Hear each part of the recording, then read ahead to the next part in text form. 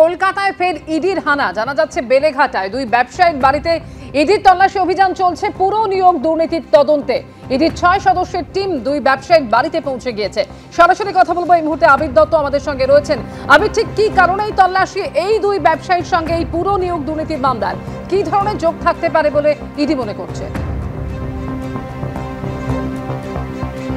দেখো, যেটা ইডি সূত্রে খবর যে বেশ কিছু জায়গাতে এর আগে যে তল্লাশি অভিযান চালানো হয়েছিল পুরো নিয়োগ দুর্নীতি মামলায়, সেই তল্লাশি চালিয়ে যে নথি উদ্ধার হয়েছে সেখান থেকে বেশ কিছু তথ্য প্রমাণ এমন তারা পেয়েছেন যেগুলো তারা ভেরিফাই করতে চান। ইতিমধ্যে যে বাড়ির সামনে আমরা দাঁড়িয়ে রয়েছি সেই বাড়িতেও এই যে বিল্ডিং, সেই বিল্ডিংয়ের 4th ফ্লোরে সেখানে একটি ফ্ল্যাটে সেখানেও তল্লাশি অভিযান চালানো হচ্ছে। এই যে তল্লাশি অভিযান মূলত চালানো হচ্ছে বেলেঘাটায় দুটি ছাড়াও, যেটা জানা যাচ্ছে ইডির মোট 12টি টিম রয়েছে যেগুলো তৈরি রয়েছে এবং তার মধ্যে 6টি জায়গায় ইতিমধ্যে তাদের দল গিয়ে পৌঁছেছে। এবং এই যে তাদের তরফ থেকে এই যে তল্লাশি অভিযান চালানো হচ্ছে, সেই তল্লাশি অভিযান চালানোর পেছনে যেখানে যাদের বাড়িতে আসা হয়েছে তাদের যে বেলেঘাটার যে বাড়ি রয়েছে সেই বাড়িতে এবং তার সঙ্গে সঙ্গে সেই ফ্ল্যাটে দুই ভাই এখানে থাকেন এবং তাদের রণজিৎ চৌধুরী তাদের যে ভাই তিনি জানাচ্ছেন তারা কনস্ট্রাকশনের ব্যবসার সঙ্গে রয়েছেন এবং তাদের যেটা বক্তব্য, তাদের সাথে ইডি আজ সকালবেলা যখন আসে সেন্ট্রাল ফোর্সের জওয়ানরা তাদের বাড়ির সামনে এবং যেখানে আমরা দাঁড়িয়ে আছি সেখানেও রয়েছেন এবং তারা এক্স্যাক্টলি কী কারণে এই ইডি এসছে সেটা তারা না জানেন না বলেই তাদের দাবি এবং তারা সম্পূর্ণ সহযোগিতা করবেন বলেও তারা জানাচ্ছেন। যদিও ইডি সূত্রে খবর পুরো নিয়োগ দুর্নীতি মামলাতেই এই তল্লাশি অভিযান চালানো হচ্ছে। এই তল্লাশি অভিযান চালানোর পেছনে কারণ যে বেশ কিছু কোম্পানির নাম তারা পেয়েছেন, বেশ কিছু ট্রানজাকশনের হিসেব তারা পেয়েছেন এবং সেই সূত্র ধরেই কিন্তু এই তল্লাশি অভিযান এখনো পর্যন্ত ইডি সূত্রে এটাই জানা যাচ্ছে। ধন্যবাদ আবির।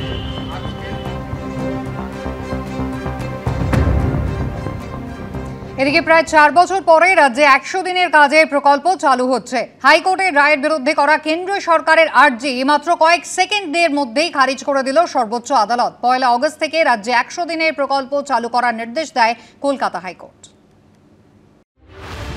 100 দিনের কাজ নিয়ে সুপ্রিম কোর্টে ধাক্কা খেল মোদী সরকার, স্বস্তি পেল রাজ্য সরকার। হাইকোর্টের রায়ের বিরুদ্ধে কেন্দ্রীয় সরকারের আর্জি খারিজ করে দিল সুপ্রিম কোর্ট। অর্থাৎ পশ্চিমবঙ্গে 100 দিনের প্রকল্পের জন্য টাকা মঞ্জুর করতেই হবে কেন্দ্রীয় সরকারকে। রাজ্যে 100 দিনের কাজ নিয়ে বিস্তর দুর্নীতির অভিযোগ উঠেছিল। খাল কাটাই হয়েছিল, করেছিলাম কোম্পানি পার্কে সব বন ফন পরিষ্কার হয়েছিল, করেছিলাম, কিছু টাকা পয়সা পাইনি। কেটেছিলাম 10-12 দিন ভরে। আমার স্বামীও কেটেছিল, আমার স্বামীরও নাম নাই, আমারও নাম নাই।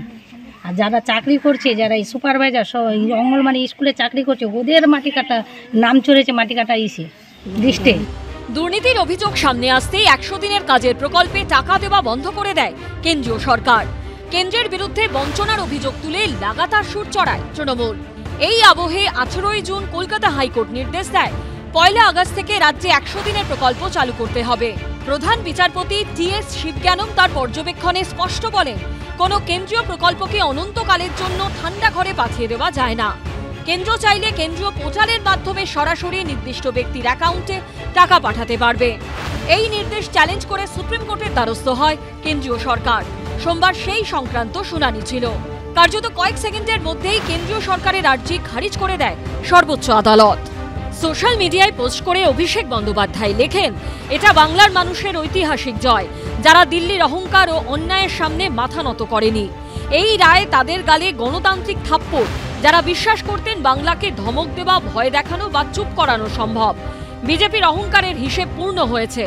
আগেও বলেছি, আবার বলবো, চলবে না অন্যায়, টিকবে না ফন্দি, জনগণের আদালতে হতে হবে বন্দী। জয় বাংলা। সুপ্রিম কোর্টও বলল না অন্যায়, মোদী সরকার তুমি যা করছো অন্যায়। গরিব মানুষের পেটে লাথি মারাটা রাজনীতি নয়, রাজনৈতিক স্বার্থে তোমরা এই কাজ করছো। যেহেতু তোমাদের 200 পার পকার পার হয়ে গেছে, তাই তোমরা এখন বাংলার মানুষকে বঞ্চনা করছো। সেই লড়াই মুখ্যমন্ত্রী চালিয়ে গেছেন এবং তার ফল আজকে সুপ্রিম কোর্ট থেকে আমরা পেয়েছি। সুপ্রিম কোর্ট কি বলছে? হাইকোর্টের রায়কে মানতে বলছে। তো হাইকোর্টের রায়টা বের করুন, একটা একটা করে প্যারা পড়ুন এবং তার বাংলা মানে বলুন, যদি বুঝে থাকেন বাংলা, যে কী করতে বলেছে।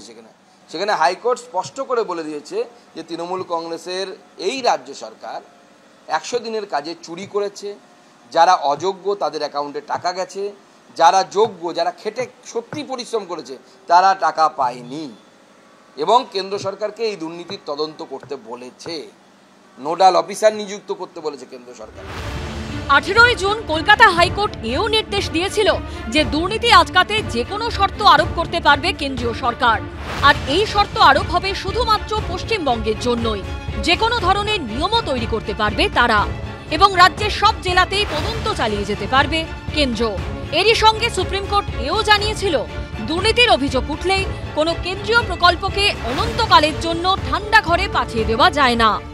টাকা বন্ধ, কাজ পাচ্ছে না, কাজ বন্ধ, গত 4 বছর ধরে কাজ নেই রাজ্যে, 100 দিনে মজুরি নেই, সবাই মাইগ্রেন্ট লেবারার হচ্ছে, গ্রামের অর্থনীতি চৌপাট হচ্ছে, হাজার হাজার কোটি টাকা এই গ্রামে তো পুষ হতো সেটা। এখন রাজ্য সরকার এবং কেন্দ্র সরকার দুজনকেই কাজ চালু করতে হবে, বকেয়া টাকা দিতে হবে, এবং যাদের কাজ চেয়েছে কাজ দেয়নি, ফর্ম ফিল আপ করেছে, তাদেরকে ভাতা দিতে বাধ্য। সব মিলিয়ে সুপ্রিম কোর্টের রায়ের পর 100 দিনের প্রকল্প নিয়ে ফের সরগরম রাজ্য রাজনীতি। বিজেন্দ্র সিংহ, ব্রতদীপ ভট্টাচার্য ও হিন্দল দেব রিপোর্ট, এবিপি আনন্দ। নিয়োগপত্র পাওয়ার আগেই আচার্য এবং রাজ্যপাল সিভি আনন্দ বোসের সঙ্গে বৈঠক করলেন 6 বিশ্ববিদ্যালয়ের ভাবী উপাচার্যরা। রাজভবন সূত্রে খবর, দিন কয়েক আগে এই 6টি বিশ্ববিদ্যালয়ের উপাচার্যকে রাজভবন থেকে ফোন করে আমন্ত্রণ জানানো হয়। সোমবার 20 মিনিট ধরে কথা হয় আচার্য সিভি আনন্দ বোসের সঙ্গে। রাজভবন সূত্রে খবর, ছটের ছুটির পরেই দ্রুত নতুন উপাচার্যদের নিয়োগপত্র দেওয়া হতে পারে। সুপ্রিম কোর্টে শিলমোহর পাওয়ার পর রাজ্যের আরও 6টি বিশ্ববিদ্যালয় স্থায়ী উপাচার্য নিয়োগ কি স্রেফ সময়ের অপেক্ষা?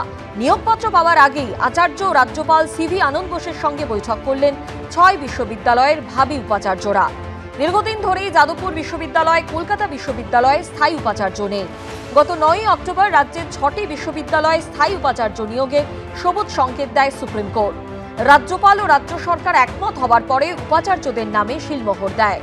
সোমবার রাজভবনে যান কলকাতা বিশ্ববিদ্যালয়ের ভাবী উপাচার্য আশুতোষ ঘোষ, যাদবপুর বিশ্ববিদ্যালয়ের চিরঞ্জীব ভট্টাচার্য, বিশ্ববাংলা বিশ্ববিদ্যালয়ের আবু তালেব, সাধু রামচাঁদ মুর্মু বিশ্ববিদ্যালয়ের চন্দ্রদীপা ঘোষ, গৌরবঙ্গ বিশ্ববিদ্যালয়ের আশিস ভট্টাচার্য ও কাজী নজরুল বিশ্ববিদ্যালয়ের উদয় বন্দ্যোপাধ্যায়।